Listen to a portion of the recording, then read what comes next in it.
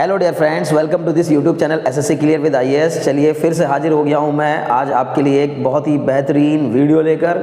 आज के अपने इस वीडियो लेक्चर में हम लोग एनालॉजी के कुछ बहुत ही बेहतरीन क्वेश्चंस डिस्कस करेंगे, यानी कि एनालॉजीज जो कि एसएससी सीजीएल के लिए सबसे पहला टॉपिक है रीजनिंग का, उसके क्वेश्चंस डिस्कस करने वाले हैं।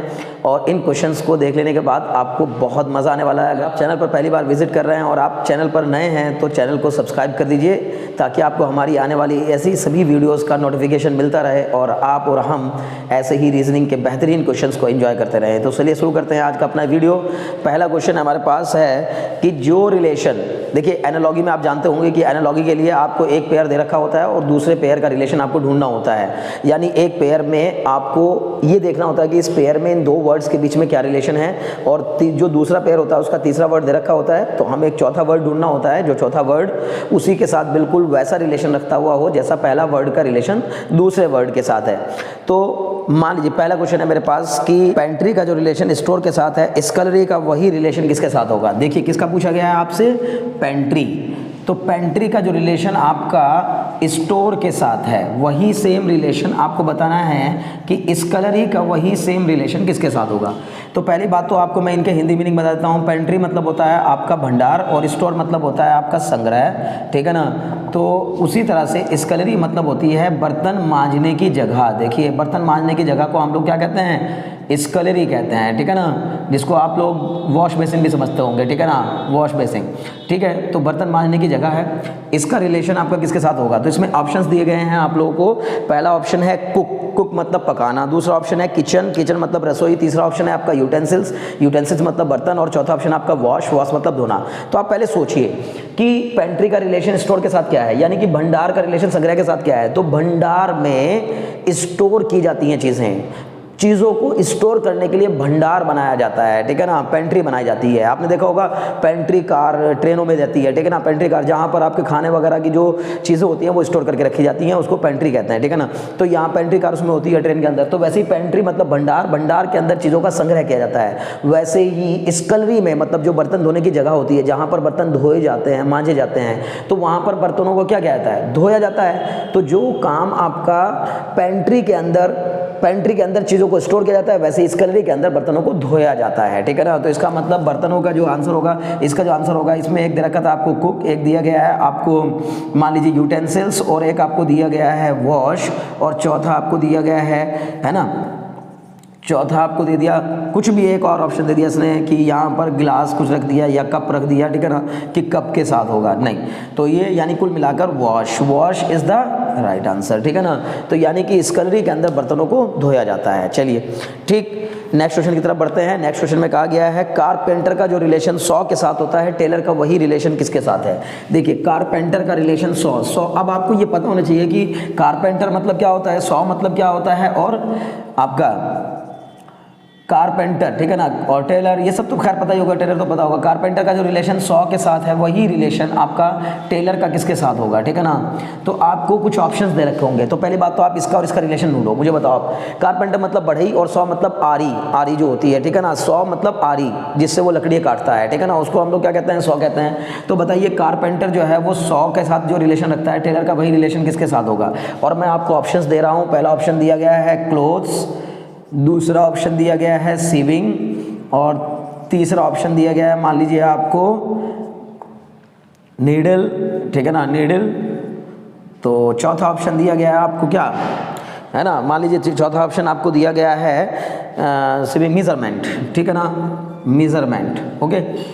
तो आप देखेंगे कि ये सब के सब, देखिए क्लोथ, ये तो क्लोथ से वो रिलेशन नहीं हो सकता। 100 मतलब आरी, आरी से लकड़ियां काटी जाती हैं, तो कारपेंटर जो होता है वो आरी से लकड़ियां काटता है। वैसे ही सुई का इस्तेमाल करता है टेलर, टेलर जो है वो सुई का इस्तेमाल करता है। इसका मतलब needle is the appropriate answer. देखिए एनालॉजी के क्वेश्चन में जनरली क्या होगा कि आपको ना जो चार ऑप्शंस दे रखे होंगे वो चारों के चारों कई बार सही लगेंगे, आपको लगेगा ये भी सही लग रहा है, ये भी सही लग रहा है, ये भी सही लग रहा है, लेकिन आपको बहुत एप्रोप्रिएट ढूंढना है, मतलब वो ऑप्शन ढूंढना है जो उसके आसपास हो, जो उसके सबसे करीबी आंसर हो, ठीक है ना, वो आपको ढूंढना है, ठीक है। चलिए अगले क्वेश्चन की तरफ बढ़ते हैं।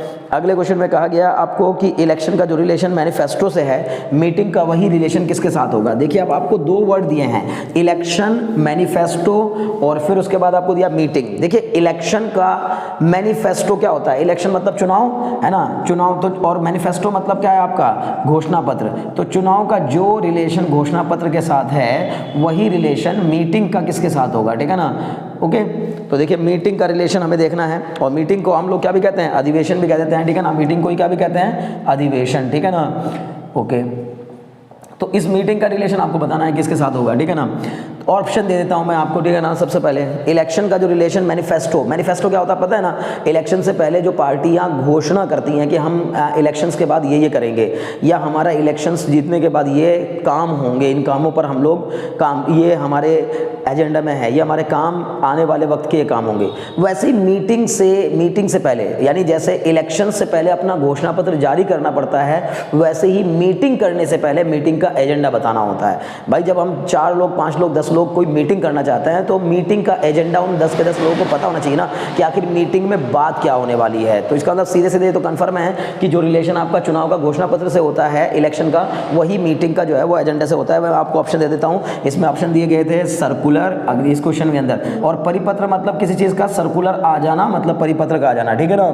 दूसरा वर्ड है हमारे पास एजेंडा, एजेंडा का मतलब क्या ही होता है आप जान गए, ठीक है ना। एजेंडा मतलब कार्यसूची, कार्यसूची मतलब हम इस मीटिंग में क्या क्या काम करने वाले हैं, या इस मीटिंग में हम लोग किस किस बात पर डिस्कस करने वाले हैं, उसको एजेंडा कहा जाता है, ठीक है ना। और ये यहाँ पर फिर दे दिया आपने प्रीफेस, आपने देखा होगा किताबों वगैरह में लिखा रहता है प्रीफेस शुरुआत में, तो शुरुआती दौर में जो प्रीफेस होता है उसको कहते हैं हम लोग क्या, प्रस्तावना, ठीक है ना। प्रीफेस मतलब प्रस्तावना। और चौथा, यानी कि ये तो या तो आपकी जैसे कॉन्स्टिट्यूशन वगैरह में रहती है, या किताब के पहले जो प्रीफेस दिया जाता है, यानी उस किताब के बारे में बताने के लिए जो लिखा जाता है उसको कहा जाता है प्रीफेस, मतलब कि प्रस्तावना एक तरीके से। और एक होती है रिपोर्ट, रिपोर्ट मतलब सूचना, ठीक है ना। तो रिपोर्ट तो सूचना देना होता है, ठीक है ना, रिपोर्ट करना, सूचना देना। तो इसका सबसे बेहतरीन जो अप्रोप्रिएट ऑप्शन है वो आपके पास है कार्यसूची मतलब एजेंडा, यानी कि इलेक्शन का जो रिलेशन मैनिफेस्टो के साथ होता है वही रिलेशन आपका मीटिंग का जो होता है वो किसके साथ होता है, एजेंडा के साथ होता है। मुझे उम्मीद है कि क्वेश्चन आपको अच्छे समझ में आ गया होगा। चलिए अगले क्वेश्चन की तरफ बढ़ते हैं। अगले क्वेश्चन में कहा गया एंटीसेप्टिक का जो रिलेशन जर्म्स के साथ है वही रिलेशन एंटीडोट का किसके साथ होगा। तो देखिए एंटीसेप्टिक जर्म्स को मिटाता है, ठीक है ना। एंटीसेप्टिक क्या होते हैं, एंटीसेप्टिक इस्तेमाल किए जाते हैं जर्म्स के लिए, ठीक है ना।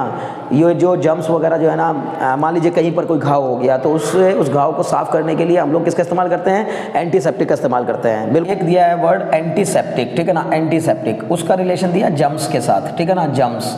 और दूसरी वाली जो दी है आपको वो दिया है आपका एंटीडोट। एंटीडोट आपका होता है विषनाशक, ठीक है ना, विषनाशक, ठीक। और ये आपका जर्म्स जो होते हैं वो होते हैं आपके कीड़े, और ये यहाँ पर एंटीसेप्टिक जो होता है वो आपका, एंटीसेप्टिक को हम लोग कहते हैं जीवाणु रोधक, ठीक है ना, जीवाणु रोधक, ठीक है ना, रोधक। और या कीड़े कह लो, या फिर आप जर्म्स को जीवाणु भी कह सकते हैं, ठीक है ना, जीवाणु, ठीक है, ओके। वैसे बैक्टीरिया मतलब जीवाणु होते हैं, लेकिन जर्म्स भी कह सकते हैं आप, जब समझते हो ना कि यार गंदगी जो आपको हाथ में लगी है उसको आप जीवाणु कह सकते हैं, ठीक है। तो बताइए जीवाणु रोधक क्या करते हैं, जीवाणु को मारते हैं। वैसे ही विषनाशक यानी कि एंटीडोट जो है वो किसको खत्म करेगा, तो जाहिर है ऑप्शन दिए गए हैं आपको, एलर्जी, पॉइजन, वाउंड और इन्फेक्शन। तो जाहिर सी बात है एलर्जी को खत्म नहीं करता एंटीडोट, विषनाशक है तो जाहिर है कि विष को ही क्या करेगा, विष को खत्म करेगा, ठीक है ना। यानी कि जहर के असर को खत्म करने के लिए क्या दिया जाता है, एंटीडोट दिए जाते हैं, ठीक है ना। तो जो 4 ऑप्शन आपको दे रखे थे, एलर्जी, पॉइजन, वाउंड और इन्फेक्शन। इन्फेक्शन मतलब संक्रमण, संक्रमण को नहीं रोकता, ठीक है ना। एंटीडोट विषनाशक है तो जाहिर है कि विष को ही खत्म करेगा, विष के असर को खत्म करेगा, ठीक है ना। तो इसका मतलब जो रिलेशन एंटीसेप्टिक का जर्म्स के साथ है वही रिलेशन एंटीडोट का जो है वो पॉइजन के साथ होगा, ठीक है ना। चलिए खैर, जब ऑप्शन के साथ आपको दूंगा तो आपको चीजें समझ में आ जाएगी। अगला क्वेश्चन हमारे पास देखा, बर्ड का जो रिलेशन फ्लाई के साथ है, स्नेक का वही रिलेशन किसके साथ होगा। देखिए बर्ड और फ्लाई, आपको 2 वर्ड तो दिए गए हैं क्या, बर्ड और फ्लाई, तो इसका मतलब तो आपको समझ में आ गया होगा कि बर्ड का रिलेशन फ्लाई के साथ क्या है, बर्ड का रिलेशन फ्लाई के साथ क्या है। और फिर पूछा हमसे किसका है, स्नेक का पूछा है कि बताओ स्नेक का रिलेशन क्या होगा। तो बर्ड का रिलेशन फ्लाई के साथ मतलब बर्ड उड़ती है, ठीक है ना, चिड़िया जो है वो उड़ती है। और स्नेक जो है वो आपका क्या करता है, रेंगता है, ठीक है ना, रेंगना, ठीक है। जैसे चिड़िया का जो रिलेशन उड़ने के साथ है, सांप का वही रिलेशन किसके साथ होगा, तो सांप क्या करता है भाई, जैसे चिड़िया उड़ती है वैसे सांप जो है वो क्या करता है, रेंगता है। तो आपको ऑप्शन दिए गए, चलिए पहले ऑप्शन भी देख लेते हैं। होल एक दिया गया है, इसका ऑप्शन आपको होल दिया गया है कि होल मतलब बिल के साथ, तो बिल में तो रहता है सांप, ठीक है ना। अब ये चिड़िया का उड़ने के साथ, तो चिड़िया तो घोंसले में रहती है, अगर मान लो ऐसा होता कि चिड़िया और घोंसला दिया होता तो फिर हम कहते हैं कि सांप और बिल में सांप रहते हैं, घोंसले में चिड़िया रहती हैं, ठीक है ना। तो होल तो नहीं होगा, ये तो गलत हो गया। दूसरा ऑप्शन दिया गया है आप लोगों को, क्या दूसरा ऑप्शन में दिया गया, क्रॉल। देखिए ये वर्ड क्या गजब वर्ड, ठीक है ना, CRAWL, क्रॉल मतलब होता है रेंगना। तो बस आप समझ ही गए होंगे कि मतलब यही आंसर है वैसे तो। और तीसरा ऑप्शन आपको दिया था क्लैटर मतलब खड़खड़ाहट, क्लैटर का मतलब होता है खड़खड़ाहट। देखिए कितना बड़ा फायदा है रीजन इसका, यानी कि एनालॉजी का कितना बढ़िया फायदा कि आपकी जो है ना वोकैब भी तैयार होती जाती है। क्लैटर है ना, खाली हिंदी में मत पढ़िए इसको, ये मत सोचिए कि अरे सर मैं तो हिंदी वाला हूं तो मैं जैसे चिड़िया का उड़ना तो वैसे ही सांप का रेंगना लगाऊंगा और मुझे तो रेंगना मिल जाएगा हिंदी में जल्दी समझ में आ जाएगा। लेकिन अब आपका एक वर्ड भी तो तैयार हो रहा है, क्लैटर मतलब होती खड़खड़ाहट।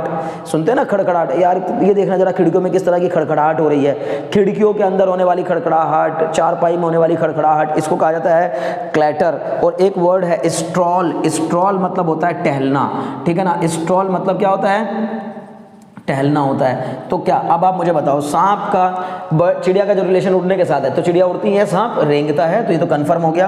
क्लैटर मतलब खड़खड़ाहट से उसका कोई लेना देना नहीं है, खड़खड़ाहट हो सकती है सांप के चलने फिरने से, लेकिन खड़खड़ाहट ही तो होती है। हमें तो वो देखना रिलेशन जो इनका बन रहा है, जो इनका रिलेशन है वही देखना है। तो इसका मतलब वो रिलेशन सही क्या बैठ रहा है, क्रॉल मतलब रेंगना।